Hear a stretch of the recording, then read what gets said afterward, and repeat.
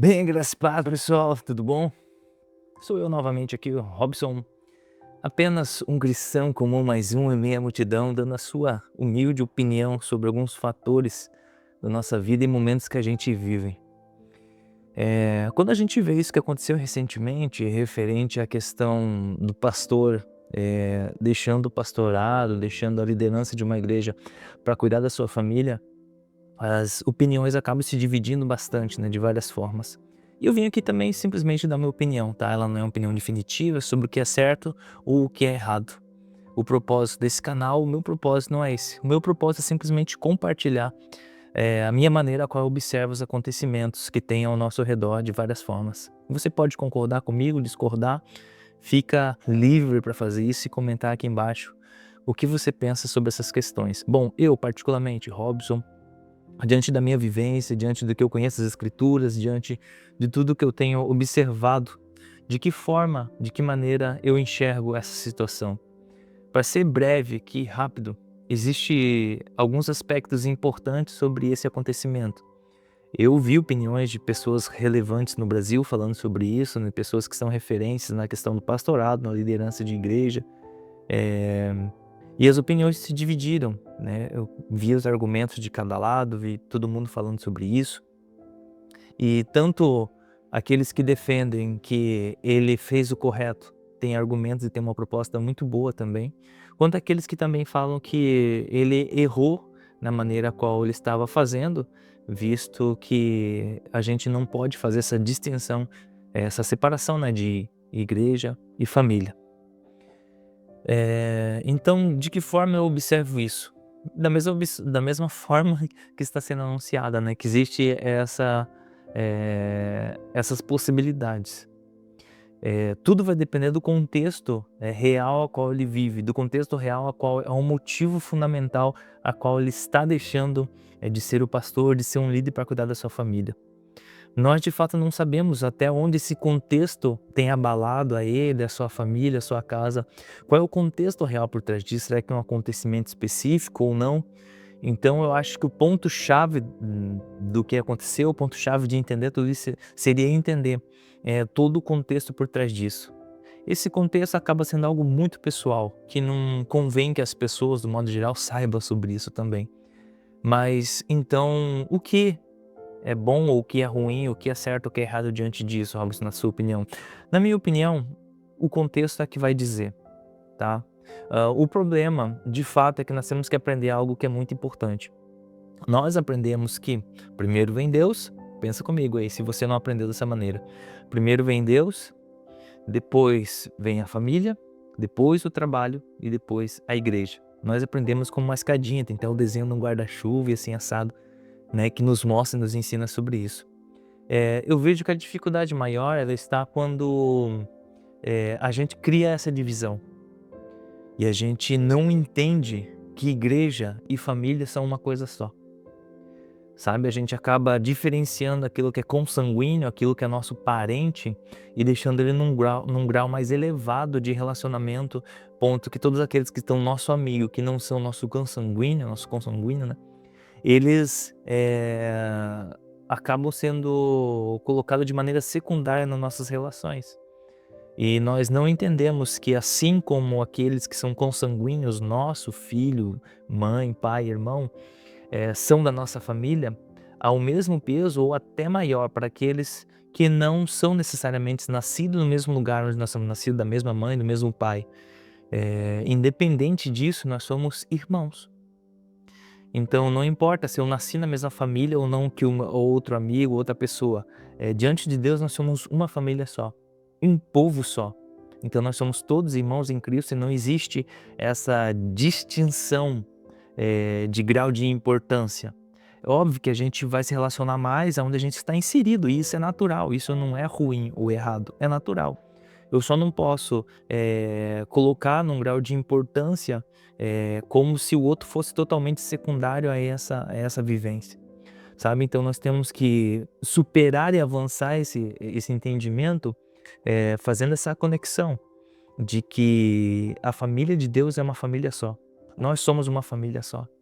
Então, não criando separações ou estabelecendo padrões baseado no que é bom para mim, mas eu tenho que pensar na família. E a família de Deus, o Israel de Deus, que somos todos aqueles que creem em Jesus, que o conhece, que sabe quem ele é. E até aquele que não conhece, ele também é filho de Deus. Eu não quero entrar nesse debate teológico aqui sobre se é filho, se é criatura e tudo isso, não é meu intuito. Nesse vídeo específico, eu estou falando sobre esse acontecimento. Mas o ponto-chave principal para mim é isso. Não tem problema, diante do contexto que ele possa estar vivendo, ele sair da frente do ministério para cuidar da sua família. Está sendo, dependendo do contexto, ele está correto.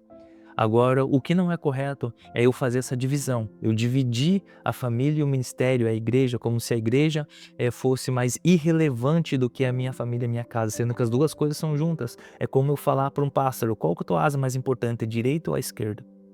Entendeu? Então eu tenho o direito e eu posso fazer isso dependendo do contexto ou do que esteja acontecendo para que eu consiga lidar com alguma situação específica. Mas o que eu não posso é criar um grau de importância de relacionamento baseado nisso, aonde eu abandono o ministério, onde eu deixo a igreja como se fosse algo secundário e eu vou só viver a partir da minha família agora. E também a premissa ao contrário também é verdadeira, né? Eu simplesmente vou viver o ministério, a igreja, vou servir a despeito da minha família também é errado. Eu não posso trazer a minha família de casa como se ele fosse secundário ao meu ministério. Secundário ao ministério, secundário à igreja, eu tenho que entender que é tudo uma coisa só. Se a igreja não anda bem, a minha família não anda bem. Se a minha família em casa não anda bem, a igreja não anda bem. Então eu preciso conciliar e lidar com tudo isso como se fosse uma coisa só, ainda que de aspectos e maneiras diferentes. A família de Deus é um povo só. Somos todos um em Cristo. Então eu observo que é dessa maneira que nós temos que ver. Então não existe ali certo ou errado. Existe um contexto por trás daquilo que vai fazer sentido, que vai fazer sentido ou não. Mas no fim a mensagem, o que importa de tudo isso é que nós somos um povo só, uma família só. Não existe primeiro Deus, depois a família, depois o trabalho, depois a igreja. É Deus e a família. E aqui já engloba tudo. É a questão do trabalho, está tudo englobado. Tudo que nós fazemos é motivado olhando para a família. O nosso trabalho é para a família. O que nós fazemos é para a família. Então está tudo ligado com a comunhão, está tudo ligado com a família de Deus. Você pode pensar diferente de mim e não tem problema nenhum.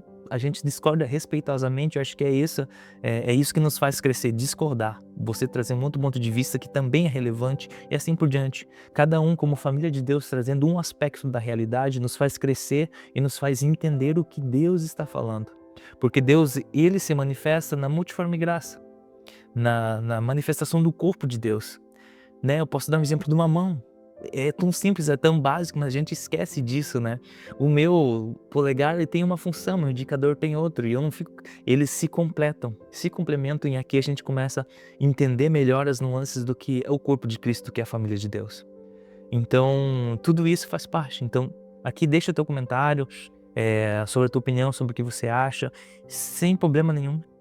Tá? E que a gente possa junto crescer e aprender sobre o que Deus tem falado conosco através das Escrituras e da vivência dos irmãos. Na relação a gente aprende muito, Deus nos ensina através das relações, através dos relacionamentos. O primeiro vídeo que eu fiz, eu falei do modo geral sobre o sentimento do cansaço e tudo, agora eu fiz esse falando sobre esse tema específico. Então siga, se inscreva. Tá? Se inscreva, curta, compartilhe, faça parte disso para a gente estar sempre dialogando. Eu e você, que não somos talvez aqueles mestres nas escrituras como nós vemos por aí, mas que são pessoas que amam as escrituras, são pessoas que amam a família de Deus, que amam a Cristo e que querem compartilhar na sua simplicidade também o que pensam, a vivência e como observa todas essas questões e que junto a gente possa crescer e aprender. Hoje talvez, o primeiro vídeo que eu coloquei, acho que tá com 6 visualizações, eu acabei de começar. E eu vou tentar prosseguir sem parar, então você compartilhando, você comentando, você me ajuda a que a gente continue com esse projeto, esse diálogo, tá bom? Deus abençoe a todos, que nós possamos ter esse entendimento diante de Deus e que Deus transforme a nossa mente, o nosso coração como família e possamos conhecê-lo mais e mais todos os dias, em nome de Jesus. Um grande abraço, Deus abençoe vocês. No último vídeo até eu falei que eu ia orar referente à questão do cansaço, acabou ali que eu esqueci, Vou fazer isso e meu intuito não é ficar editando muito vídeo, é algo aqui rápido, simples, é algo real, transparente. Então aqui não é para ser ninguém perfeito, é para ser simplesmente uma pessoa comum igual a você. Um cristão comum igual a você, que tem a sua maneira de ver as coisas, as tuas realidades, os seus embates da vida. Então eu vou orar agora por aquele vídeo que passou, que talvez você não tenha visto, se não viu, volte lá e veja. Enfim, se puder, né?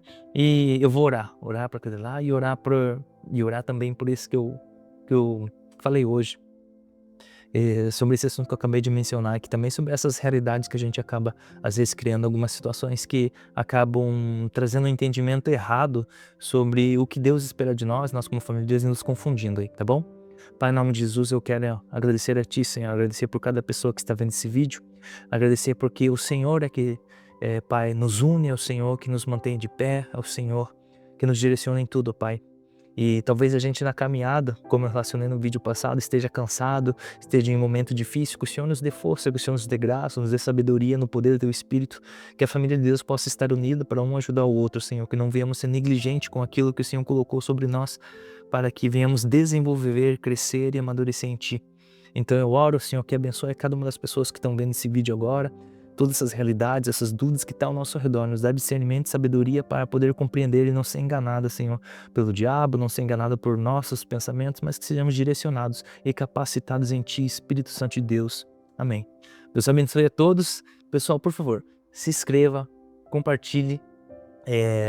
Eu vou deixar minhas redes sociais também mais ali embaixo. Vai lá no meu Instagram, TikTok, enfim, em todos os canais. Eu tô criando esse canal de comunicação em todas as plataformas o máximo possível para a gente ter o máximo de diálogo e chegar ao máximo de pessoas. E é isso. Deus abençoe a todos. Um grande abraço.